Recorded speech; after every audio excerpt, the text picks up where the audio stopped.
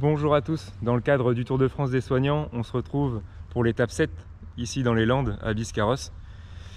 Donc aujourd'hui, on est dans une caserne de sapeurs-pompiers, mixtes, volontaires, professionnels, de Biscarrosse. Voilà. Les sapeurs-pompiers volontaires et professionnels en France, c'est 5 millions d'interventions, 4 millions de secours à personne. D'où ma présence aujourd'hui, ici dans le centre de secours de Biscarrosse. Donc on va parler un petit peu pompiers, santé, incendie. On retrouve le service du 3SM, donc service de santé et de secours médical, qui est amplement intégré donc, chez les pompiers. Expliquez-nous un petit peu à quoi ça correspond. Alors le 3SM est constitué, donc il y a un pharmacien au niveau du département, un médecin et ensuite des infirmières sapeurs-pompiers volontaires et ainsi que des logisticiens. Et on est appelé toujours sur des secours à personne. Sur les urgences 1, comme on appelle, urgences plus ou moins vitales. Et on peut être aussi amené à faire du secours sanitaire et logistique au moment des feux pour soutenir les pompiers, pas les victimes, les sapeurs-pompiers. D'accord. Voilà. Ok. Oui, on rappelle donc du personnel logistique intégré aux sapeurs-pompiers qui s'occupe justement du ravitaillement, de l'alimentation du matériel sanitaire. On fait un petit coucou à Stéphanie et tous les sapeurs-pompiers de Bréal, dont le papa Bruno a permis mon hébergement ce soir, voilà, pour poursuivre l'aventure. Justement, on parlait de feu, de soutien sanitaire. Bruno, est-ce qu'on pourrait en dire un petit peu plus sur l'incendie justement? Alors, l'incendie, bien sûr. L'incendie, donc, il va falloir avoir des moyens spécifiques au niveau des véhicules. Ouais. Donc, un FPTL. Un FPT, donc FPTL fourgon Pompton léger et fourgon Pompton tout court. D'accord. Donc FPTL c'est 4 personnes et FPT c'est 6 personnels. Donc bien sûr pour se protéger sur les incendies, on a un équipement bien spécifique, c'est-à-dire le surpantalon, ouais. la veste textile avec la cagoule, et le casque bien sûr.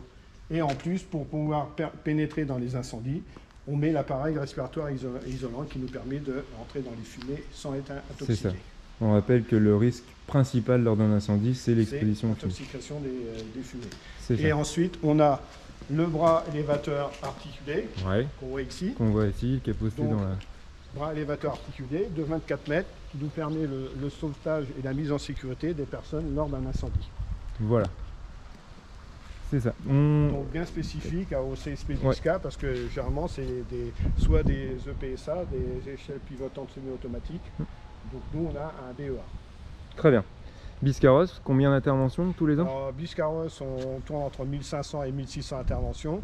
Et là par rapport à l'année dernière, on est à 200 interventions de plus. Ok, c'est noté. J'ai vu tout à l'heure à mon arrivée un véhicule du SMUR, ainsi qu'un médecin et l'infirmier. Expliquez-nous un petit peu pourquoi vous êtes là aujourd'hui. Vous n'êtes pas posté dans un centre hospitalier? Normalement, on est posté dans un centre hospitalier, évidemment. Par contre, en cette saison estivale, on a rajouté un SMUR sur place, à Biscarrosse-Plage, vu qu'on passe d'une population de 10 000 personnes habituellement à 100 000 et qu'on est loin des hôpitaux. On a 1h15, 1h30 de Mont-de-Marsan et de Dax aussi, les prochains hôpitaux. Ok, donc pour des raisons géographiques en fait. Tout à fait. On passe, la population est multipliée par 10, c'est ça, d'où cette logistique. Quand on fait le 15, qu'est-ce qui se passe? Qui est contacté? Comment sont développés les secours?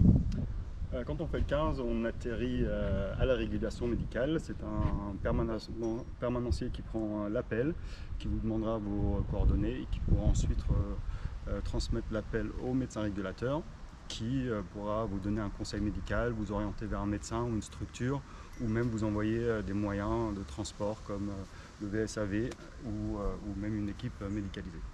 D'accord, très bien. Je remercie les sapeurs-pompiers de Biscarrosse, Bruno, pour son aide. Et on rappelle que les sapeurs-pompiers volontaires, professionnels en France, justement, j'emploie le mot volontaire, c'est-à-dire que ce n'est pas leur métier, c'est une vocation, c'est un plus dans leur vie, au service de chacun, au quotidien, en France. Voilà.